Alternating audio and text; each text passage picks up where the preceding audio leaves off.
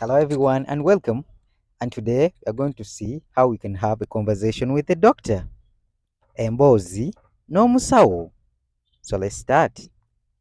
Important words to note are doctor, omusawo, patient, omulwadde, hospital, eddwaliro, medicine, eddagala.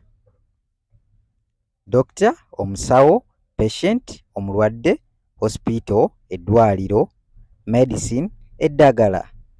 Okay, so let's start. Good morning, doctor. Good morning, doctor.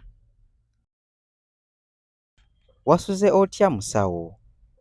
Wasuze otya musawo? Good morning to you. Good morning to you. Nasuze bulungi. Nasuze bulungi. I am feeling headache. I am feeling headache. Nze mpulira omutwe gunnuma.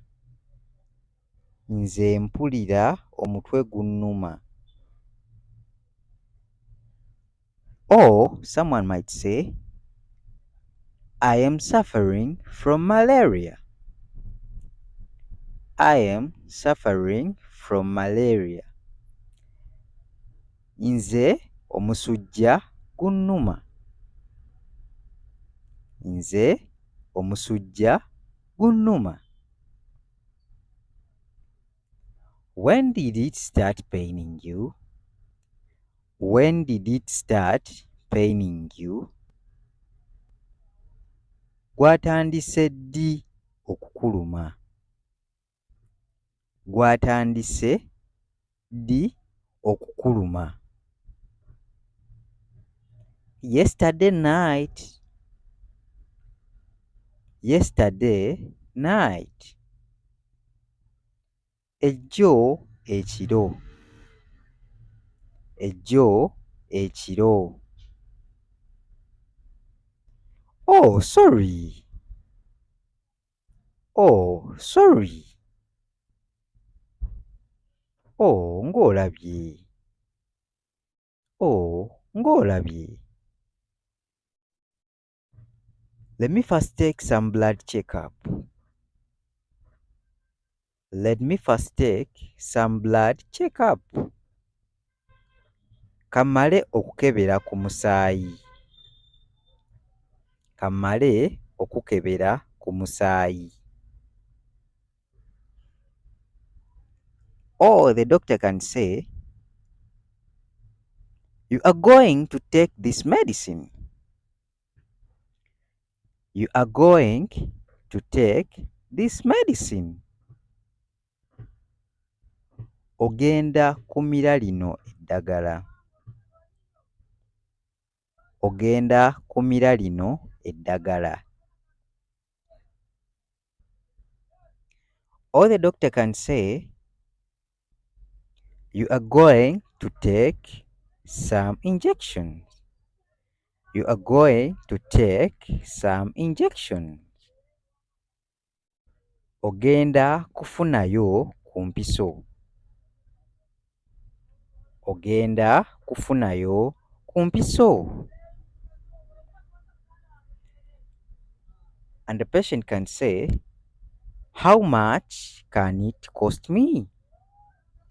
How much can it cost me? Ligenda kuba lya ssente mmeka? Ligenda kuba lya ssente mmeka?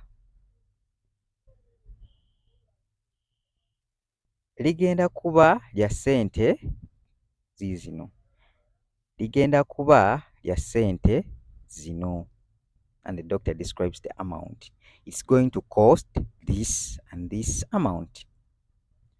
It's going to cost this and this amount. Am I required to eat certain foods? Am I required to eat certain foods? Nzikirizibwa okulya emmere emu.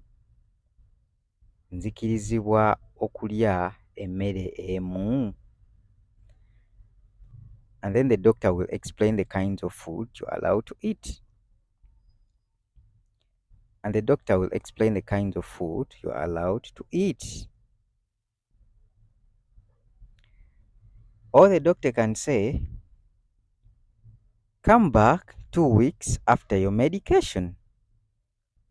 Come back 2 weeks after your medication. Komawo oluvannyuma lwa ssabbiiti 2. Komawo oluvannyuma lwa ssabbiiti 2. Thank you, doctor. Thank you, doctor. Weebale musawo.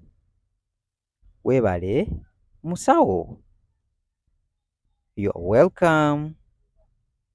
You are welcome. Naawe weebale. Naawe weebale. Okay. Thanks very much. Hope you've learned something. For my subscribers, thanks and stay tuned for more and more videos. And if you're new to this channel, press the subscription button so that we can learn with ease. Bye bye. Wherever.